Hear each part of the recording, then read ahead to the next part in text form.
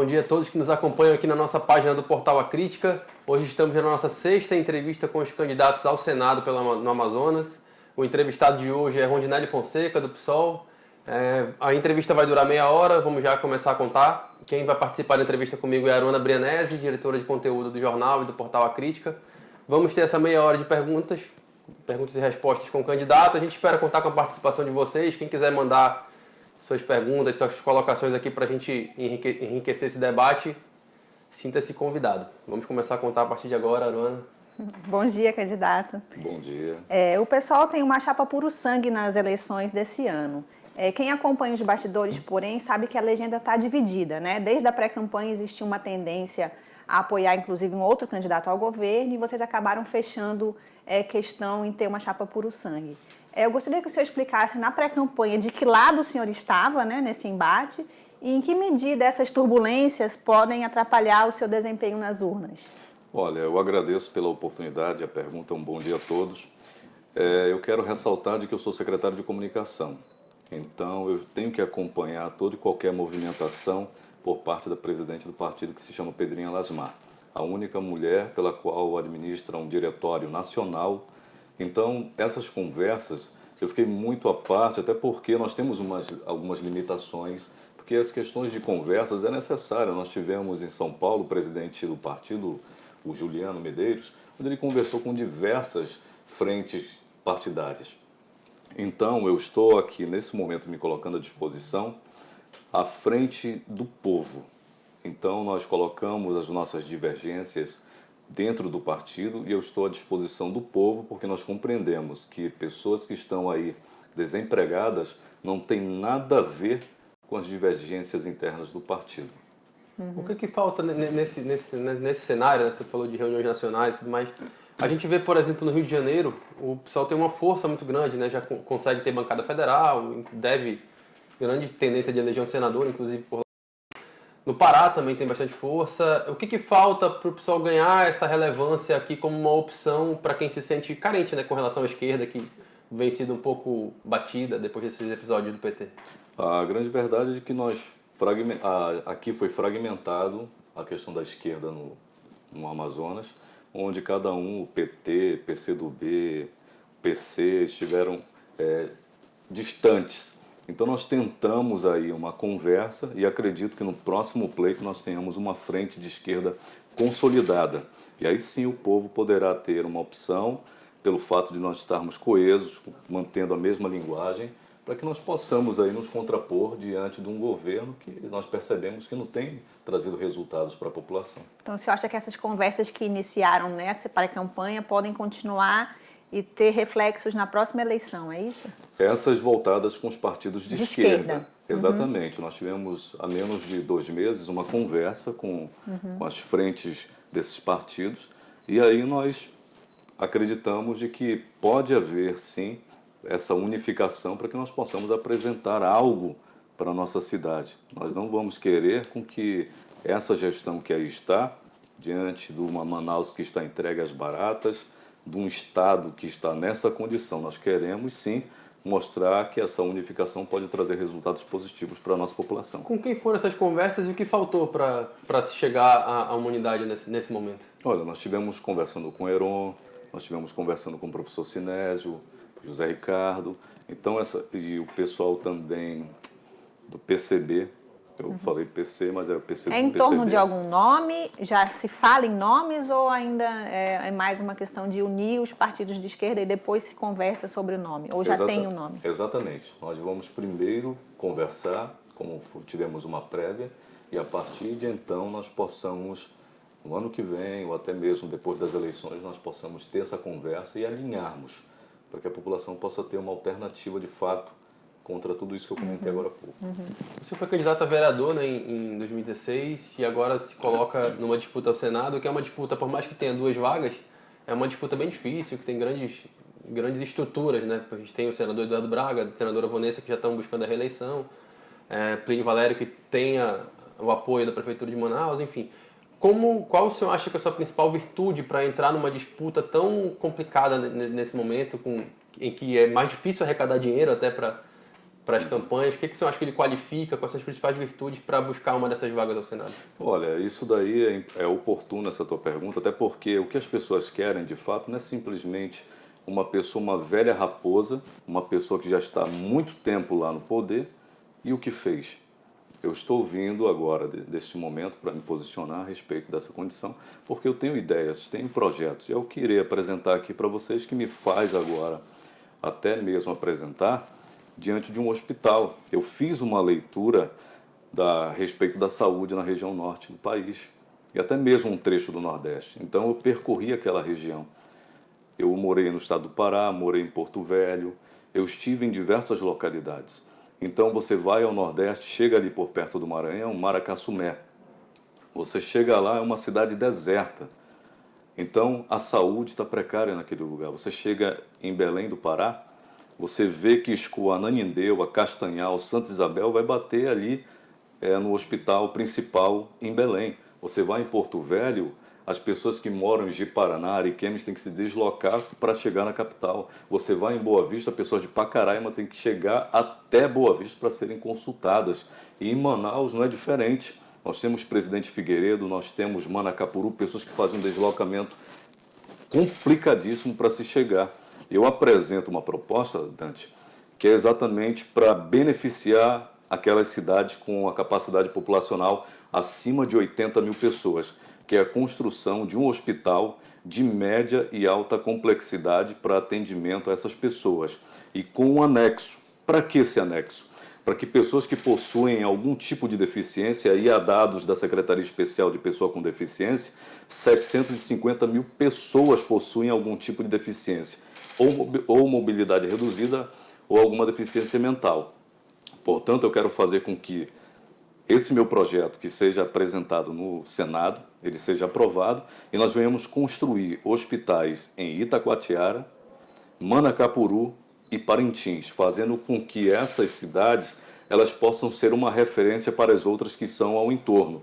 Por exemplo, o Silves vai ter que ir lá para Itacoatiara, Itapiranga, Itacoatiara. Isso faz com que aconteça um desinchaço aqui na capital e faz com que a pessoa ela venha ter, no mínimo, a dignidade de fazer um tratamento digno.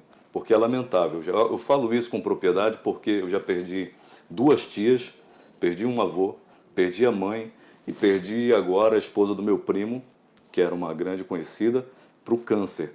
Essas pessoas elas saem dos seus municípios com apenas o dinheiro da passagem. Eu estive conversando e faço um trabalho assistencial na porta dessas unidades, e lá eu conversei com um senhor que tinha acabado de chegar de Manacapuru. Ele estava com R$ 20 no bolso. A filha dele em estágio terminal. Isso é triste. Isso, o ser humano, de fato, ele não quer ver o outro dessa forma.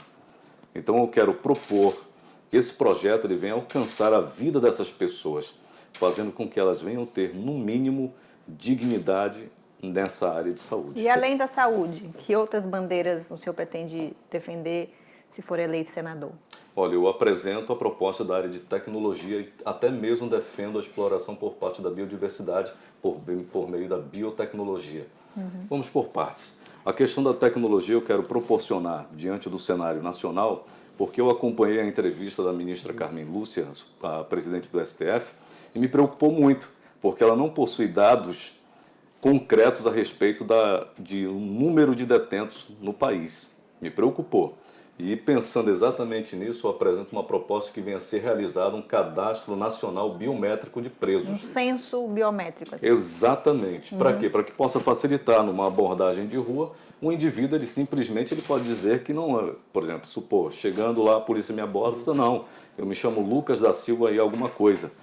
Aí ele vai lá, está com a identidade, tudo bem, está liberado. Não, a partir desse cadastro biométrico, como os celulares já permitem essa leitura, quando o policial fizer, então, venha cá, apresentar, automaticamente vai abrir a janela de informação e ele vai poder visualizar se tem pendências com a justiça, se é um foragido, enfim, uma série de situações que vai proporcionar por meio da tecnologia. O próprio cadastramento biométrico do TSE, que já é feito hoje, ele já até permitiria esse tipo, inclusive já tive conversas a respeito disso com um amigo que trabalha no Tribunal de Justiça. Esses dados podem ser compartilhados e é uma tendência, né, que deva surgir daqui para frente. A gente teve agora no Senado, recentemente, essa discussão em torno do polo de concentrados, né, do Amazonas, que foi diretamente afetado por um decreto do presidente Michel Temer. Conseguiu ser revertido, mas ainda vai ser apreciado novamente na Câmara dos Deputados. O que o senhor acha dessa situação? Como é que o senhor viu esse ataque fiscal à Zona Franca de Manaus?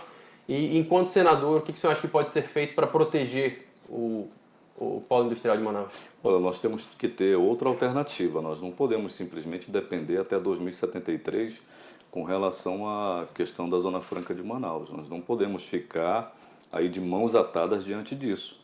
Nós temos um estado riquíssimo. Agora há pouco eu mencionei a respeito da biotecnologia, onde empresas estão instalando polos aqui no estado.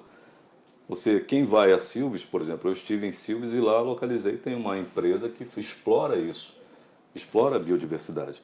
Ela trabalha intensamente diante disso e ela manda aquele acúmulo daquelas informações para fora. E o mais, eles contratam profissionais de outros estados. Além do que quer dizer, então vem aqui, se explora, não se contrata nenhum profissional daqui da região. Isso é lamentável. Nós não devemos ficar e não podemos ficar de mãos atadas diante dessa questão. Quanto a essa questão do polo de concentrados, é necessário uma força-tarefa. Não é simplesmente agora nós sentarmos e tentar solucionar uma coisa que já vem ao longo dos anos sendo apresentada e aí pouco se fez. E por que só fazer agora, em período de eleição, defender essa bandeira? Isso é uma covardia. O povo ele não tem que ficar dessa maneira.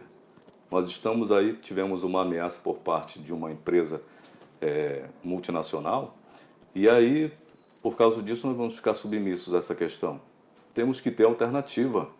Nós temos tantas coisas a fazer no estado do Amazonas, por exemplo, na área de educação, me permita. Claro. A área de educação, eu quero fazer com que haja a universalização do ensino fundamental. Por quê?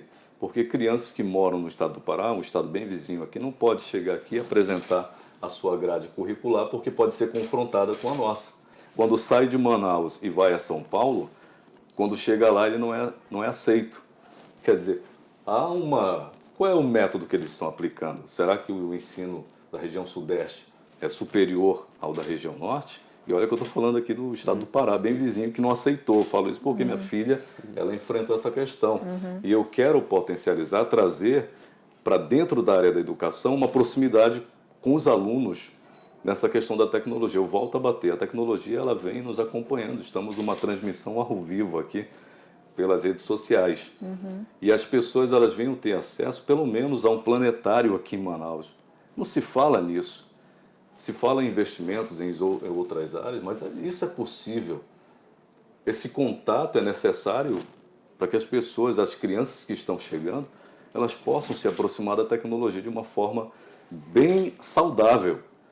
E eu falo mais, além do mais disso, eu quero implementar na grade curricular do ensino fundamental curso de robótica, para que as crianças elas venham se familiarizar com isso. Vocês devem ter acompanhado que na China as crianças têm isso lá no ensino fundamental. Eu quero propor também a nível nacional essa condição para que elas possam ter esse acesso. Você acha que dentro dessa estrutura de ensino que a gente tem hoje é possível? É factível esse tipo de... Eu acredito que possamos conquistar valores por meio de emendas para que possa ser criado laboratórios. Então, aí cabe ao Estado e ao município fazerem essa gestão. As ideias estão sendo colocadas para que o país ele possa compreender de que é possível. Há recursos para tal. Nós não queremos ficar sujeito a essa. O que é a Manaus Inteligente? Se resume a uma via pintada? A Manaus Inteligente que eu quero ver onde crianças do ensino fundamental venham ter acesso à tecnologia, às informações, e há uma diferença muito grande porque crianças superdotadas, elas são posicionadas ali como se fossem simplesmente normais. Os pais que conseguem detectar isso, olha, o meu filho ele tem uma diferença, ele aprende muito rápido. E pouco se faz. Essas crianças elas devem ser capacitadas para que futuramente elas possam ser representantes no meu estado. Eu amo o meu estado, eu sou amazonense, manauara, sou uma pessoa daqui da terra e compreendo de que as pessoas daqui elas possam ter um destaque em diversas áreas, na área de educação, saúde, dentre outras. O programa do seu partido defende socialismo com democracia como princípio estratégico na superação da ordem capitalista. Isso é uma utopia? E até que ponto esse princípio conversa com as propostas que o senhor está fazendo, que muitas, pelo que a gente está entendendo aqui, vão no sentido de economia, de capitalismo mesmo? Como é que o senhor faz as suas propostas conversarem com o Estatuto do Partido e se isso é uma utopia? Olha, você me permite até fazer uma colocação, até porque o partido é chamado Partido Socialismo e Liberdade. As questões, elas são liberadas a respeito da sua convicção, da sua opinião e o respeito a elas. Nós não estamos querendo implementar no Estado um anarquismo, nós queremos, aliás, uma revolução. Nós queremos fazer com que tudo isso venha fazer parte de um plano de governo, como é o caso do BERG e da UGT, que é o 50, para que as pessoas possam ter acesso. Nós não podemos nos distanciar disso. Isso é a realidade. Nós não estamos presos a filosofias ou contos de fadas. O que eu estou vindo propor aqui é uma condição palpável para que possa favorecer a população do meu estado. E me preocupa muito, porque eu estive entre os desalentados, entre os 3,5 milhões de pessoas que estiveram percorrendo, pararam, aliás, de procurar emprego. Eu estive.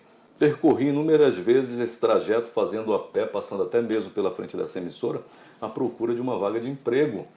Então, quer dizer, eu vou me limitar a isso? Não. Nós somos um partido que vem lutar pelo povo.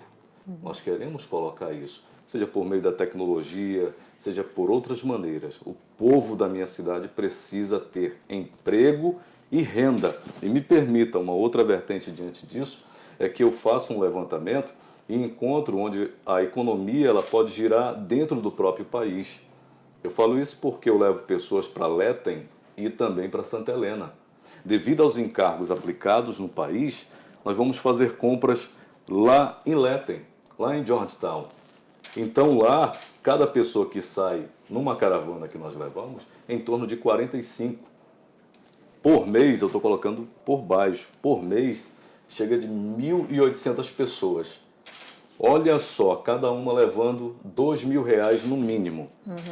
A ideia é que esse dinheiro fique aqui. Em gastar em outro país. Cerca de 3.600.000 que poderiam ser aplicados, por exemplo, se vamos fazer compras lá em Letem ou na Guiana Inglesa, aliás, em Letem ou até mesmo em Santa Helena, por que não aplicar lá em Toritama, que é a cidade do jeans, no estado de Pernambuco?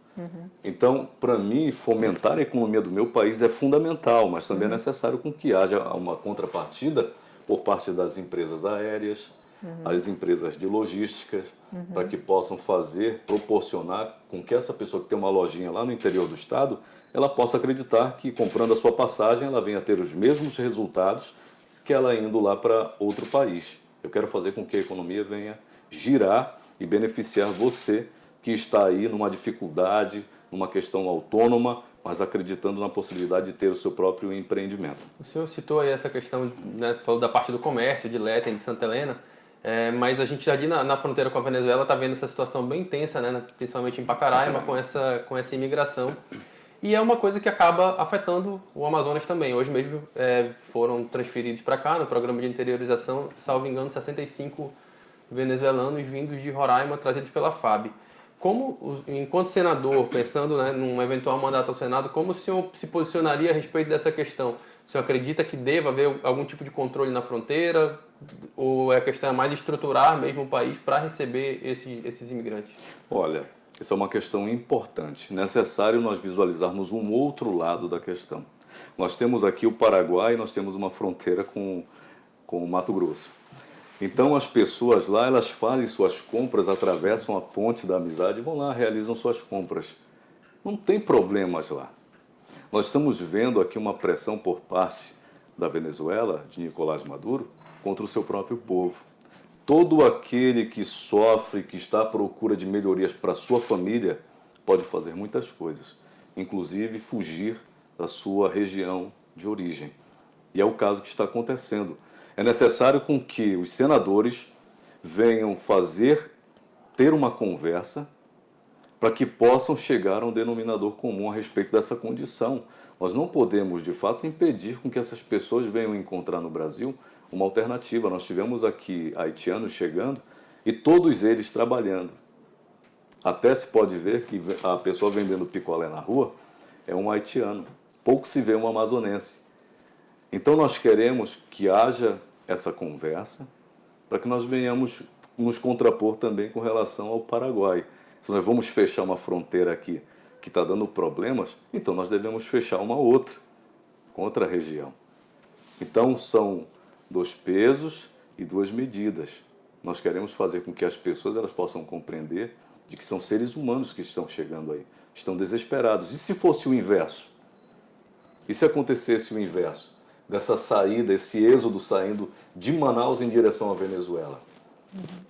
Eu acredito plenamente que eles poderiam também agir da mesma maneira. Não fazer agora como o Romero Jucá, que deixou até a presidência, a liderança do governo, porque pressionaram, estão pressionando. Ele tem todo o direito de defender, mas também é necessário com que haja uma conversa para tentar chegar a um denominador comum, diante dessa questão que é séria. A questão humanitária é séria. O PSOL é o partido com mais candidatos a deputado federal, são 15 inscritos, né? Tem 2 candidatos ao Senado. Quais são as estratégias do partido para arrecadação de verba para a campanha? Vocês vão contar só com o dinheiro do Fundo Especial de Financiamento de Campanhas ou vocês vão fazer também vaquinhas ou algum outro tipo de estratégia para arrecadar a verba? Olha, nós tivemos ontem uma conversa exatamente a respeito dessa questão, até porque há uma tramitação com relação a isso que dificulta. Não é tão fácil assim, vamos fazer uma vaquinha e aí vamos arrecadar, vamos pegar esses valores e aplicar na campanha. Não é fácil assim. Há uma questão burocrática que tem que estar em sinergia com o contador, com quem vai emitir nota fiscal, com o próprio candidato. Então nós evitamos isso. Nós acreditamos que esse grupo que está coeso para esse momento na disputa do pleito, ele possa chegar até o final coeso, sem ter essa questão da vaquinha, simplesmente usando o fundo partidário. E como é que vai ser a divisão do fundo? Ele vai ser simplesmente dividido por questão de material. Né? Não se tem como se investir. Nós temos, Aruana, nos municípios, por exemplo, lá em São Gabriel da Cachoeira, nós temos o Angelson Tenharim, que é um indígena. Nós temos aqui em Manaus a Cuiu, que é a Josefa. Então, são pessoas que estão em diversos pontos, em diversas partes do Amazonas. Mas vai ser igual para todo mundo? Por exemplo, os 15 candidatos a deputado federal vão receber a mesma quantidade de material? Sim. Você e o Luiz Fernando, que é o outro candidato ao Senado também? Sim, até porque aí me permita que há algo diferente, questão de fundo partidário. Por exemplo, para mim e para o Luiz Fernando tem uma quantia que foi direcionada. 15 Mas mil. É igual para os dois? Igual, dividido. 15 mil para cada um, é? Não, simplesmente dividido ao meio. Então vai dar em torno de 7.500. Então, vai dar para chegar no interior com a campanha ao Senado ou fica difícil com esse recurso? Olha, eu tenho que me ater numa questão. Nós temos um salário mínimo aí que permite com que o brasileiro venha sobreviver. Eu não posso ser um demagogo dizendo aqui que isso venha a ser pouco. Ou que não dá para nada. Ou que não dá para nada. Eu estive visitando o interior, e não é agora, desde agora, porque eu aplico o curso de redação, faço a construção de texto nos municípios, e lá já estive. Eu já estive em Silvio, já estive em Borba, Novo Aripuanã, Manacapuru, Itacoatiara, enfim, diversos municípios. Mas não como candidato. Não, o senhor vai como voltar candidato. como candidato? E Esse agora, dinheiro permite que isso aconteça? Agora eu tenho um grupo, né, onde pessoas lá, por exemplo, a exemplo de Silvio, onde pessoas que acompanharam esse meu trabalho e que puderam ver através de uma transmissão como essa. Eu não acredito, Rondinelli, que você está sendo candidato ao Senado. Vem para cá que você fica na minha casa. E eu vou apoiar você. Essa é uma condição, uma grita popular. Então, isso me permitiu com que as pessoas pudessem ter esse acesso a essas informações e olhar para mim e dizer, Rondinelli, eu estou com você. Embora eu diga, olha, não tem como voltar aí porque requer dinheiro. E esse deslocamento vai me dificultar muito, porque R$ 7.500, se você for para, por exemplo, Tabatinga, lá se vai R$2.000. E aí, então, tem hospedagem, alimentação. Qual é o grupo que vai comigo? Então, pensando exatamente nisso, nós nos concentramos em Manaus e estamos delegando essas atividades para as pessoas que estão acreditando nessa possibilidade. Estou apresentando algo inovador, seja na área da tecnologia, na educação, ou até mesmo na área da saúde, como você pode acompanhar aqui, que é a construção de hospitais em cidades com capacidade acima de 80 mil pessoas. A gente vem abordando, com todos os entrevistados aqui, 3 temas específicos que podem vir a ser analisados, né, em caso de um mandato ao Senado. Então, eu queria ouvir a sua posição a respeito de 3 assuntos. O aborto, né, se é a favor ou contra, desarmamento e a descriminalização da maconha. Se eu puder mandar seu posicionamento sobre esses temas. A respeito da desarmamento. Nós temos uma população intensa no país. Nós temos pessoas que estão aí diante do dia a dia, passando por problemas sérios psíquicos. E mesmo diante do estresse que você encontra, principalmente quem tem carros e vai nos seus trajetos do dia a dia, de repente o cara te faz uma fechada, como eu já fui vítima, eu falo com propriedade, porque eu estive em São Paulo, quando eu pisei lá. No primeiro dia que eu chego a São Paulo, meu cunhado me pegou e nós fomos para a casa dele. O nosso carro foi fechado e o cara, 4 dentro do carro, gritaram, saíram, meteram a cabeça para fora do carro. E aí, meu irmão, e essas coisas. Eu tomei um susto e nós disparamos em velocidade. E se eles estivessem armados? Isso me preocupou, porque eu não estaria aqui dando entrevista para vocês. Com certeza. E aí isso é uma das coisas que faz o senhor ser contra, então? Sim. Armar a população. Armar a população. Eu acredito que por meio da educação, agora eu que vivo na periferia, realizo um trabalho social lá dentro, pasmem. Eu tenho converso com pessoas que pertencem a outra linha, por exemplo, contrárias a essas questões, que pessoas que estão envolvidas com drogas, mas que elas dizem assim, eu não quero meu filho envolvido com tráfico de drogas, mas ele é usuário. Eu não quero meu filho usando armas, mas ele usa. Eu não quero meu filho roubando, mas ele pratica. Então, veja bem, alguma coisa está errada. Então, eu acredito que essa mesma pessoa que me falou essa situação, ela quer algo melhor para o seu filho, que é para dentro da área da educação também. E nós só podemos mudar isso por meio da educação, porque através dela nós estaremos oferecendo para a população de modo geral a conscientização, que seja aplicada lá na escola, que seja aplicada por ações sociais, que seja aplicada por meio da cultura. Então isso vem proporcionar para essa população onde eu vivo, que é a minha realidade, uma outra condição, uma alternativa. Eu digo mais uma vez, eu já morei em regiões, em áreas vermelhas. Morei em áreas vermelhas, onde o tráfico imperava. E aí, essa sua opinião vale também para a descriminalização da maconha? O senhor acha que, por conta desse contexto, é uma coisa ruim para o país ou o senhor é a favor do projeto? Olha, isso daí vai ser debatido no âmbito nacional. Acredito que possa se tornar um plebiscito. Então, espero que... E tenho minhas convicções. Que são quais? Eu vivi lá e moro na zona norte de Manaus e presencio pessoas usando entorpecentes, estão ali, que começaram com maconha. Né? Então você é contra a descriminalização? O cara não está ali simplesmente fazendo com que aquilo venha a ser uma diversão para ele. Ele está ali já maquinando outras coisas e depois, para manter aquele seu vício, ele vai ter que, de fato, cometer algum delito. Ou o pai dá, ou a mãe, ou o vizinho, ou um amigo vai compartilhar com ele, e até em qual momento. Então, é necessário olhar com seriedade para isso. E nós vamos, aqui diante da minha opinião, eu quero me posicionar contrário. E em relação à descriminalização do aborto, para fechar esse pacote aí de temas polêmicos, como o senhor pensa? Olha, eu penso, tenho as minhas convicções, e uma delas eu sou a favor da vida. Então, se a minha mãe tivesse tomado uma decisão contrária a respeito, devido à crise econômica lá por volta de 79, que deu alguma deficiência para ela a ter um recurso e pudesse olhar para o meu pai e falar, olha, eu não quero ter, vamos abortá-lo. Embora tivesse a precariedade da questão da saúde lá naquele período, mas se ela tivesse tomado aquela decisão, não estaria hoje aqui também. Então, eu sou a favor da vida e, além do mais, nós temos dentro do próprio partido, como o caso da Heloísa Helena, então presidente da Legenda, que na Comissão de Constituição, Justiça e Redação, ela comentou. Uma pessoa da área de enfermagem, conhecedora da área da saúde, ela se posicionou contra. Então, eu, um profissional da área da comunicação, eu vou me posicionar a respeito de uma questão da saúde? Eu simplesmente estou numa parte superficial. É claro que se deve aprofundar o tema, se deve debater, se deve chegar a um ponto onde os profissionais da área eles venham se manifestar também. E é necessário com que a população venha se manifestar. Eu estive morando na periferia e o índice é altíssimo em outra região do país, onde eu encontrei pessoas, meninas de 15 anos grávidas.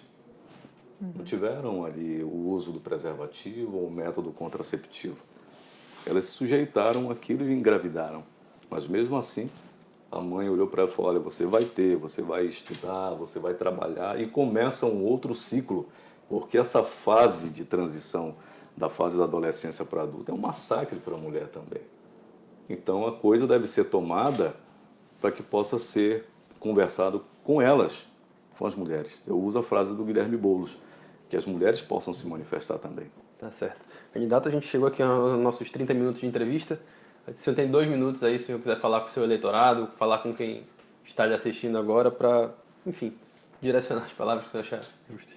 Bem, eu estou aqui pela primeira vez me posicionando a essa função do Senado, a fiscalizar o presidente, a fiscalizar os ministérios, a fiscalizar o Supremo, a trazer para você uma oportunidade. Eu não estou para brincadeira e não é esse o meu interesse. Sou manauara, sou amazonense e vivo na minha região.